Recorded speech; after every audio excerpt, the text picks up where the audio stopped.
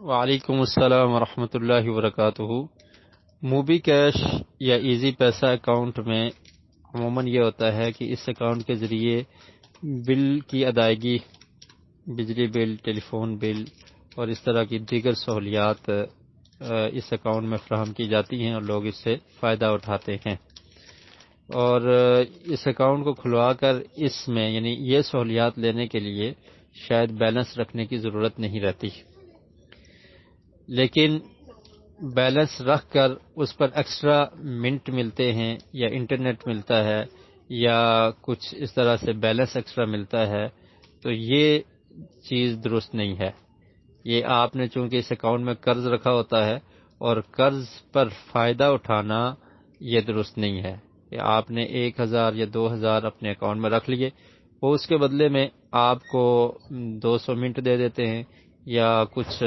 اس طرح سے انٹرنیٹ دے دیتے ہیں، تو یہ فائدہ حاصل کرنا یہ قرض پر سود لینے کے مترادف ہے، تو یہ چیز ٹھیک نہیں ہے۔ باقی رہا اس کمپنی میں کام کرنا،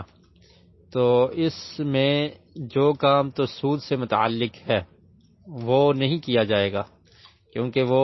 ایک گناہ کے کام پر تعاون ہے، اور اللہ رب العالمین نے قرآن مجید میں ارشاد فرمایا وَتَعَاوَنُوا عَلَى الْبِرِّ وَالتَّقْوَى وَلَا تَعَاوَنُوا عَلَى الْإِثْمِ وَالْعُدْوَانِ کہ نیکی اور تقوی کے کام پر تعاون کیا کرو اور گناہ اور زیادتی کے کام پر تعاون نہ کیا کرو۔ تو اگر ایسا سلسلہ ہے جس میں آپ ایکسٹرا دے رہے ہیں قرض پر جو سود میں شامل ہے، تو اس کا کام کرنا بھی درست نہیں ہے، ملازمت بھی درست نہیں ہے۔ لیکن اگر یہ سلسلہ نہیں آپ کر رہے، صرف آپ کی جو سروس ہے وہ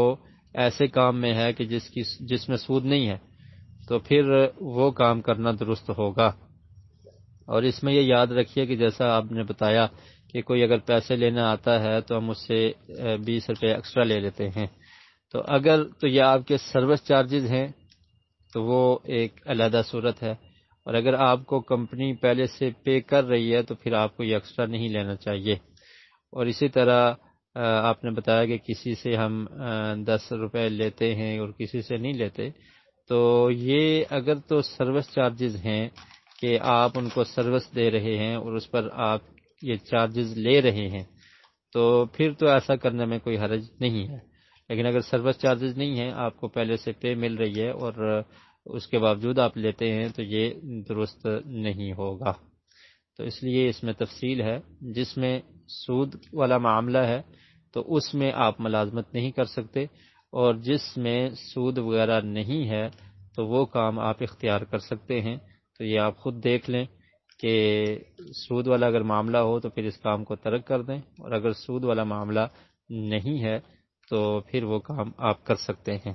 واللہ عالم بالصواب۔